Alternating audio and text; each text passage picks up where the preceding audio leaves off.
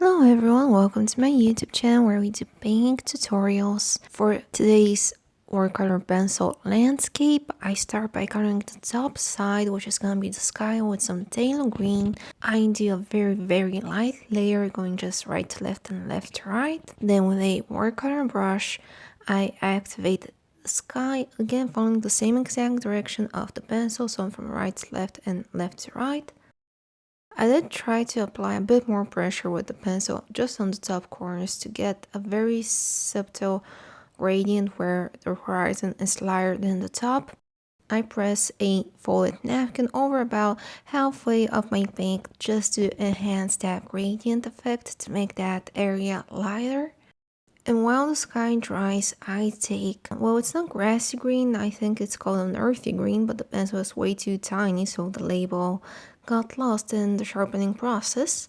And I just color the entire bottom half of my painting with it. I do leave a bit of a diagonal pitch empty, which I want to be like a pathway that's gonna be a variety of browns, but yeah, I just leave that gap empty for now, and I go with my blue a bit over the green, then go over with some cadmium yellow. I want to build up the colors of the grass. I want to build up some depth here.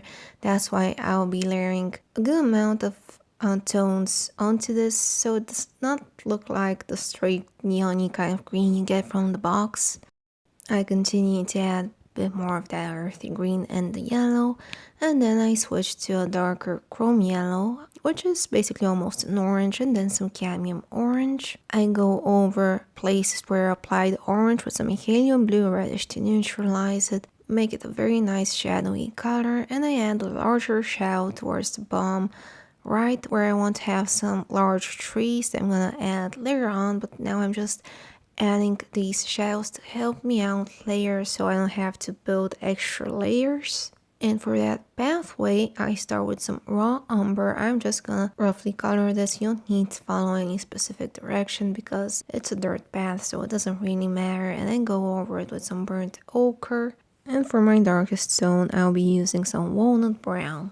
And I add a bit of that darkest blue, aka the helium blue reddish, because why not? I already have it going on throughout the grassy fields, so the more repetition you have with your colors, the better painting will end up looking. Just helps maintain the balance and makes it look more harmonious. Then with my watercolor brush, I tap it onto a napkin to make sure the bristles aren't dripping wet. I want them to be a bit more on the drier side. And I start activating the field without going in any specific order. You don't need to go from light to dark or from dark to light. I just do whatever is comfortable to me. I do try to use horizontal brush strokes for the larger grassy areas, and then I switch to a tapping motion for the dirt paths because dirt has a lot of texture to it because it's like sand and debris and whatnot, so that's the only thing in terms of technique I'm using for this. And then I left a little patch in the dirt path that I colored with green to make it more like, you know, when a car passes through some grass and leaves the tire tracks, and then everybody else walks over those tire tracks and ends up making like two paths. This was the overall idea. And once the sky has fully dried, I go back in with some helium blue reddish and I sketch some very basic mountain shapes. They're wired towards the sides of the paper and they get thinner towards the center. I go over with my dark chrome yellow, a bit of the earthy green to keep that cohesion going on, just repetition of the colors. And lastly, a smidge of cadmium orange. Now I go over it with my watercolor brush to blend it out, make it smooth, but also what blending does, it activates the color and just makes it more vibrant and more saturated.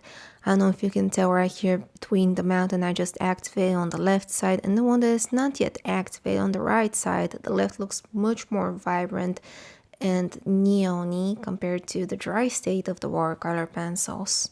Then I take the dark chrome yellow and I scribble random blobs of color with it across the sky because I want the large tree branch to be going across the entire painting, and this is gonna be the blossoms, the foliage. I just want a lot of random blotches of an orangey yellow going on across my painting, and I add fewer ones with the earthy green.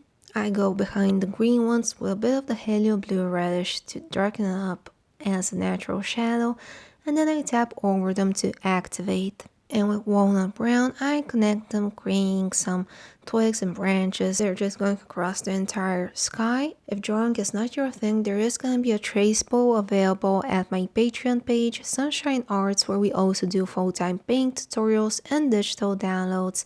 If any of that interests you, links are going to be down in the description and also at the end of this video. Back to us, I add a couple of twigs on the bottom left. I don't know why, I just thought it would look cute. And then on the right side, like I said, on top of the path, I want to add a couple of trees. I started sketching out the trunk, but then I thought it would be best to first do the tree crowns and then add any twigs, because when the tree branches cover the entirety of the foliage, it looks a bit off, it looks cartoony. If you want a little art tip to paint better looking trees, do a crown first, and then when you add the branches, make sure they skip some bits, like the foliage is covering parts of the branches and the tree trunk. It will make it look instantly better and give a more realistic feel to your painting. I go over the shells with a bit more blue just to further darken them up, and I want a little fence going on all the way along the path, so with the blue I add a little shadow in that area for the fence posts, and then I sketch them out with my walnut brown. Keep in mind the posts that are gonna be closest to us should be a bit darker and thicker than the ones that are further up in the distance. I just very lightly sketch those out with barely any pressure, and then I connect them with the brown. Then proceed to add a bit more shadows to the tree crowns on the right side, and I splatter some of the chrome yellow onto that large tree branch we have coming from the left side. With a wet pencil, I went the pencil's tip onto the brush, and I add some very small dots, random shapes as additional foliage. Since the tip of the pencil is wet, it's gonna look much more saturated, almost like as if you're using oil pastels or even oil paints. It just makes it much more vibrant. Then I add some green ones with the earthy green, and I proceed to peel off the tape. I like to give a very special thank you to my Patreon supporters for the month of June, and thank you all for watching. If you like this video, let me know down in the comments, and I'll see you in the next one. Bye bye!